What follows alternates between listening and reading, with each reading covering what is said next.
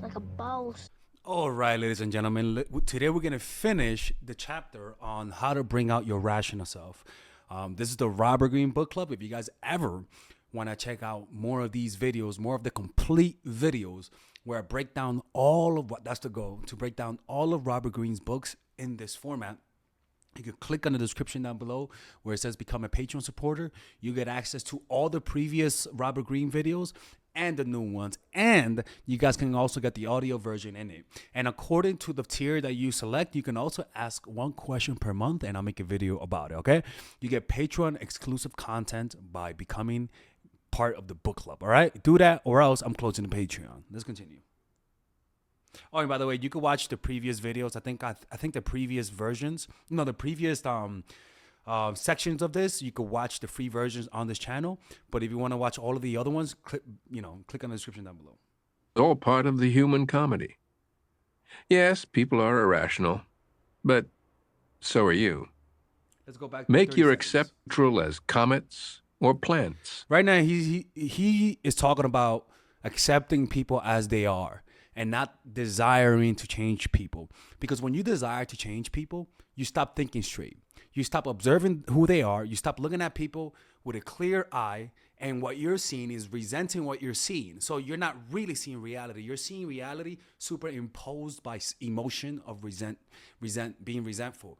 And that causes a disconnection because there's literally something blocking you in between you and that person. And that also blocks your perception of reality. They simply exist. They come in all varieties, making life rich and interesting. Work with what they give you, instead of resisting and trying to change them. Make understanding people a fun game, the solving of puzzles. It is all part of the human comedy. And that's the thing, right? A lot of people take interacting with people and getting to know them, they see it as a burden. And rather than trying to understand them, they walk around resenting them. So just think about it. You're not trying to understand them. You're trying to change them and you resent their nature. What do you think is going to happen? You're never really going to interact with them because they also are going to resent you not accepting them for who they are. This happens with kids. A lot of the times this happens with kids. So it's kind of like we got to get out of the mindset of trying to change people and just see them as who they are and how can you utilize their nature for your own benefit. For example, psychopaths. The world has a bunch of psychopaths. And if you don't put them to work, they're going to start killing you. All right. So what do people do? Those psychopaths have places in life where they can where they can use their psychopathy for their advantage. They become lawyers. They become people who you hire to fire people. They become fighters. They become any type. I'm calling lawyer psychopath, but any type of job that requires you to make those tough decisions. Or you might hire them as a hitman if you're a mobster, right? Or the psychopath might be the best person who you have fighting in war. You may not want them as your manager, but you might want them as a partner in war, right? Psychopaths have a use in this world. And if you resent them and try to eliminate them, you are eliminating a big part of the ecosystem of what makes human. Every person you meet has a use. And if you don't see it, you're missing out. And also, if you don't see it, those people are going to resent you. Or you might try to eliminate them from society by ostracizing them, labeling them, and pushing them further into the shadows. And what do you think is going to happen? Well, the psychopaths are going to unite and find a way to become meaningful and find some meaning in life because they're rejected. Rather than reject people, let's find a use for them. That's the ultimate form of rationality. Yes, people are irrational, but so are you. Make your acceptance of human nature as radical as possible. This will calm you down and help you observe people more dispassionately, understanding them on a deeper level. You will stop projecting your own emotions onto them. All of this will give you more balance and calmness, more mental space for thinking. It is certainly difficult to do this with the nightmare types who... Yep, and that's the key, is keeping your cool. Because some people are inflamers. Some people have a certain personality type that makes you defensive. And your goal is to remain as undefensive as possible. An example is politics. You have to, and I know a lot of you guys are into politics, but you have to find a way to not just root for one side. You cannot, just because somebody doesn't like, just because you're talking to someone and they talk bad about your favorite politician, doesn't mean you have the right to get, well, you have the right to get mad. But what I'm trying to say, that's not the only choice you have. You can also observe your defensiveness and make an effort to see their point of view, because you don't know that person. You don't know that politician. That politician doesn't even know who you are. And politics is one of the places where you see people's dark sides come out. So with politics, then you got to treat that as a spiritual practice, and notice how you give positivity to all the kind of candidates that you like, and you give hate to the candidates that you don't like. You have to find a way to change that, to reverse that dynamic, as even though you feel like you're right, as an exercise in rationality. You know what I'm saying? Cross our path, the raging narcissists, the passive aggressors, and other inflamers, they remain a continual test to our rationality. Donald Trump. Look at the Russian writer Anton Chekhov, one of the most fiercely rational people who ever lived, as the model for this. His family was large and poor.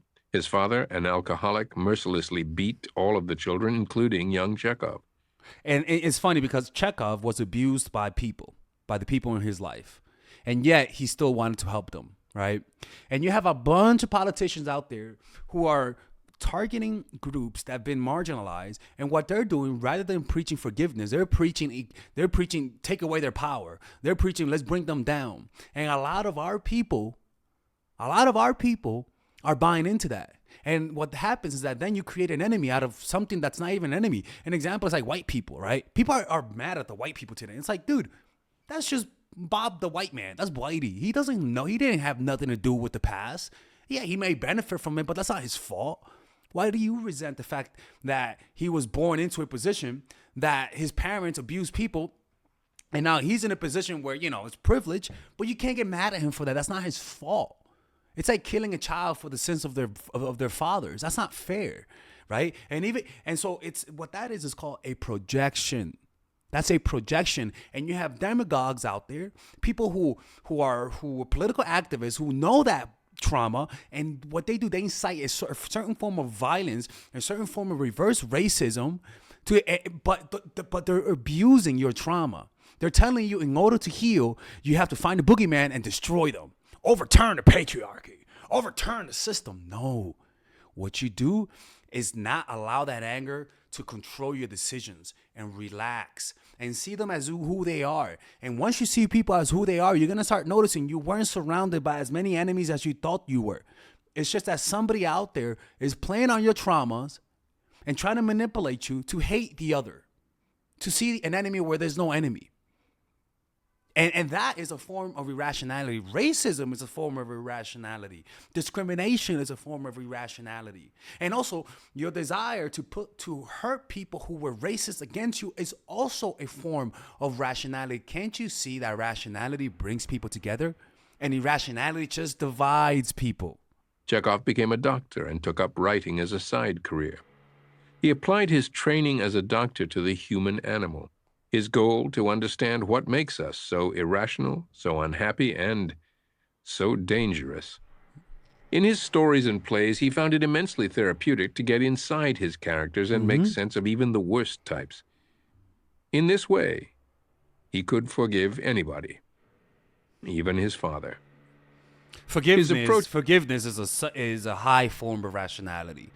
Forgiving people is realizing a lot of things and not taking things personal. Forgiveness is not taking things personal. Taking things personal will always, and I mean always, lead to a train of thought that leads to the pit of irrationality. Always. Not taking things personal will always widen your perspective and give you a wider view, a wider panoramic view of people in this situation. In these cases was to imagine that each person, no matter how twisted, has a reason for what they've become, a logic that makes sense to them. In their own way, they are striving for fulfillment, but irrationally. By stepping back and imagining their story from the inside, Chekhov demythologized the brutes and aggressors. He cut them down to human size. Yep. Rather than seeing them through the eyes of hatred, rather than seeing them through the eyes of the victim, you see them like a plant, like an alien that's probing a human. You just see them as facts. You see them as who they are. And that should be the goal. Observing is observing people, observing their patterns, observing what makes them them. Why are they the way that they are?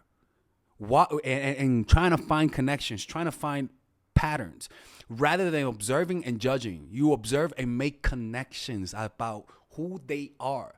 That's a big difference because it removes emotions from it. The emotions want to judge. Rationality wants to observe and understand. They no longer elicited hatred, but rather pity. You must think more like a writer in approaching the people you deal with, even the worst sorts. Find the optimal balance of thinking and emotion. We cannot divorce emotions from thinking. The two are completely intertwined, but there is inevitably a dominant factor. Some people more clearly governed by emotions than others. Yep. And usually you could tell by that you're governed by emotion depending on your level of patience. Impatience is always a sign that you can't control your emotions. Patience is a sign that you can. Simple as that.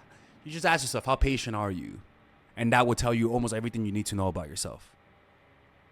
What we are looking for is the proper ratio and balance, the one that leads to the most effective action. The ancient Greeks had an appropriate metaphor for this: the rider and the horse. It's actually one of my favorite metaphors. Listen to this. Watch. The horse is our emotional nature, continually impelling us to move. This horse has tremendous energy and power, but without a rider it cannot be guided. It is wild, subject to predators, and continually heading into trouble. And that's your emotional self. It is reactionary, and it's compulsion. It's compulsive pretty much. And if you're governed by that, nothing good could ever come out of just following your emotions, people. It leads to hedonism and escapism. Always. Always. Trust me. The rider is our thinking self.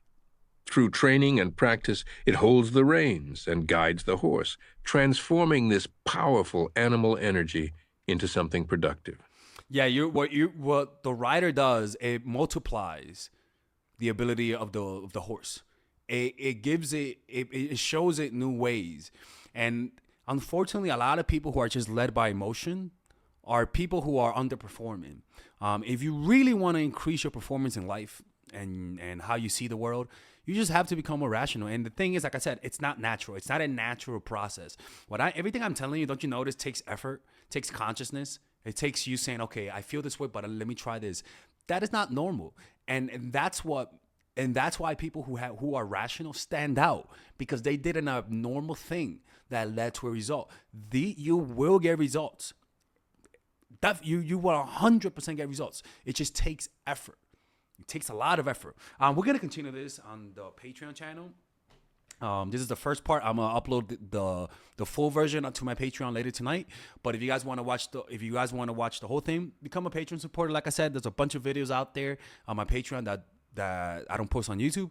And above all, there's no other YouTuber in the planet that's really going through all of Robert Greene's books in this format and giving you guys how to apply. Because a lot of Robert Greene's books are great, but the problem with his books sometimes is that they could be a little abstract, right?